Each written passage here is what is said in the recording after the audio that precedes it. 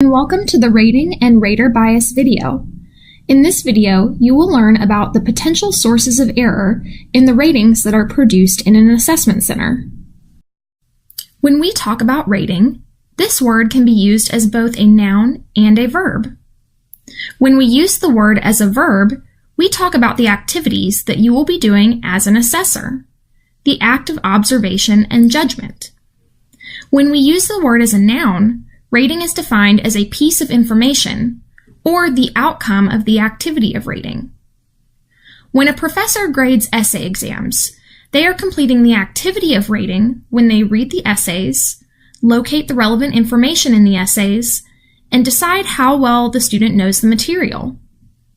The grade that the professor assigns to the exam is the piece of information that comes out of this process. Let's look a little closer at that piece of information. Every single rating contains reality and error. Consider the example of a student writing an essay for their research methods class. The reality is how much of their grade reflects their actual knowledge of the subject. If the student knows a lot about research methods and they received an A, then the rating contains a good deal of reality. However, ratings also contain error, or things that influence the score that are unrelated to the variable of interest. If a professor had a very bad day and scored an essay poorly, even though the student did know research methods very well, that's error. If a student was sick in the morning of the exam and performed poorly, despite knowing the subject well, that's also error. Although perfect, completely error-free ratings are not possible, the goal of rating is to maximize the reality and minimize the error. This is more difficult than it sounds, because it turns out that humans are likely to make certain systematic errors. The tendency to make certain types of errors is called rater bias. In this module, we will teach you about the various types of rater bias that have been researched in the industrial organizational psychology literature. The first type of rater bias that we will discuss is called halo effect. In this rater bias, an individual is rated the same across all performance dimensions due to a positive or negative rater impression. In other words, because of liking someone or disliking someone, the rater delivers a universally high or low rating. They aren't able to distinguish when a person deserves a high or low rating on one dimension. Let's look at an example. The boss is rating the performance of Sam, who he dislikes. In real life, Sam is below average in problem solving, but above average in creativity.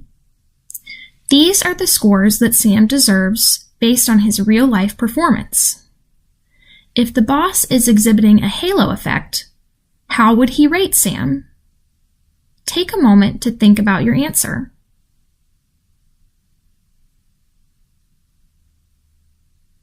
Here are the correct answers. The boss would rate Sam as below average in every category. Even though Sam deserves an above-average rating in creativity, the boss is letting his dislike of Sam bias him, and he gives him low scores in every category. The next type of rater error that we will discuss is called a leniency error. This is where certain behaviors are overemphasized in a rating. When a positive behavior is overemphasized, this is a positive leniency. When a negative behavior is overemphasized, this is called a negative leniency. A negative leniency sounds counterintuitive, because we usually think about being lenient as going easy on someone. But in rater bias, both positive and negative leniencies are possible, and we will give you examples of both. Let's look at an example. The boss is rating Amy on her public speaking ability. In her speech, Amy makes good eye contact, but she uses many filler words like and like. Let's say Amy deserves an average rating based on her real-life performance.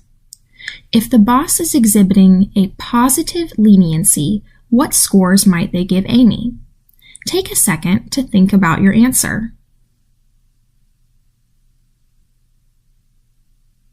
These would be the boss's scores if they were demonstrating a positive leniency.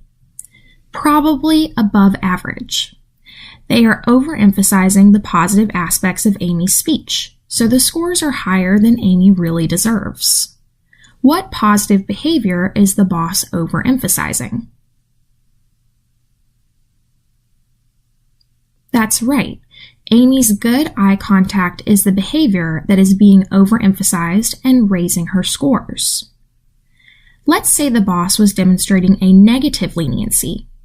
What scores would they give Amy in this case, and what behaviors are they overemphasizing? Take a moment to think about your answers.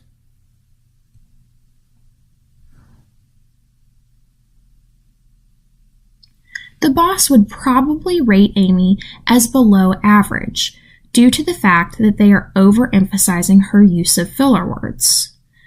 Her excessive use of like and is the negative behavior that they are overemphasizing, and it is pulling down her scores. The next type of rater bias is called a central tendency error. This is where the rater feels uncomfortable with extreme judgments and does not use the low or high end of the scale. Instead, they feel comfortable using the middle of the scale. Let's look at an example. The boss is providing an annual performance rating for Aaron, who is a salesperson.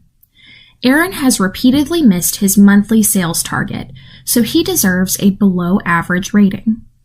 However, the boss doesn't feel comfortable giving a low rating because they know it would cost him his end-of-year bonus.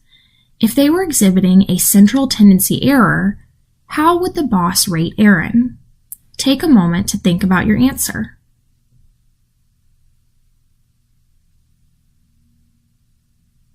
That's right. The boss would stay towards the middle of the scale, saying that Aaron had met expectations or performed at an average rate.